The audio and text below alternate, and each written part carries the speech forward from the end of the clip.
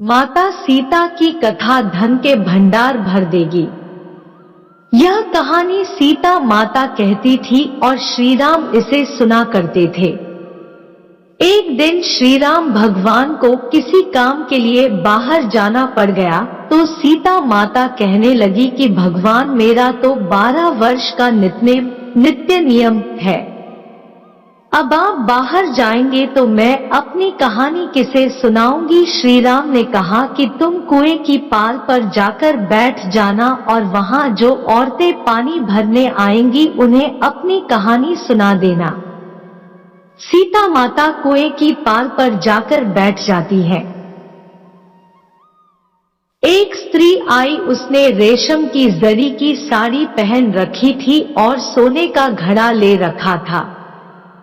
सीता माता उसे देख कहती है कि बहन मेरा 12 वर्ष का नित्नेम सुन लो। पर वह स्त्री बोली कि मैं तुम्हारा नित्नेम सुनूंगी तो मुझे घर जाने में देर हो जाएगी और मेरी सास मुझसे लड़ेगी। उसने कहानी नहीं सुनी और चली गई। उसकी रेशम जरी की साड़ी फट गई, सोने का घड़ा मिट्टी के घड़े में बदल गया। सास ने देखा तो पूछा कि ये किसका दोष अपने सिर लेकर आ गई है। बहू ने कहा कि कुएं पर एक औरत बैठी थी, उसने कहानी सुनने के लिए कहा लेकिन मैंने सुनी नहीं जिसका यह फल मिला। बहू की बात सुनकर अगले दिन वही साड़ी और घड़ा लेकर सास कुएं की पाल पर गई।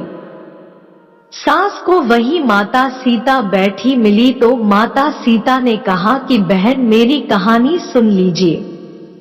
सास बोली कि एक बार छोड़, मैं तो 4 बार कहानी सुन लूंगी। राम आए, लक्ष्मण आए, देश के पुजारी आए, नित्नेम का नेम लाए, आओ राम बैठो राम, तपी रसोई जियो राम, माखन मिश्री खाओ राम, दूध बताशा पियो राम, सूत के पलका मोठो राम, शाल दोशाला पोठो राम, शाल दोशाला ओढ़ो राम।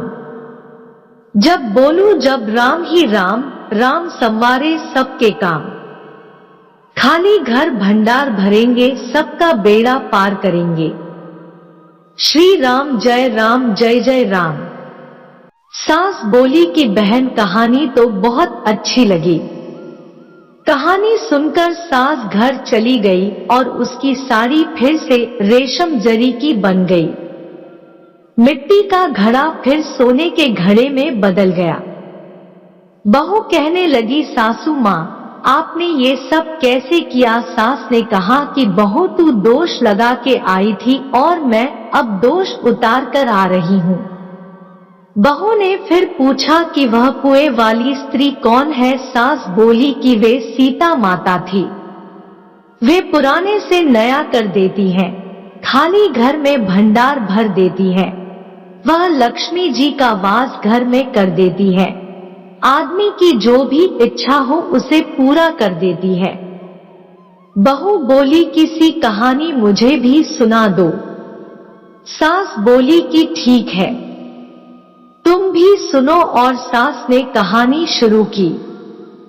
राम आए, लक्ष्मण आए, देश के पुजारी आए, नित्नेम का नेम लाए, आओ राम बैठो राम, तपी रसोई जियो राम, माखन मिश्री खाओ राम, दूध बताशा पियो राम, सूत के पलका मोठो राम, शाल दोशाला पोठो राम, शाल दोशाला ओढ़ो राम।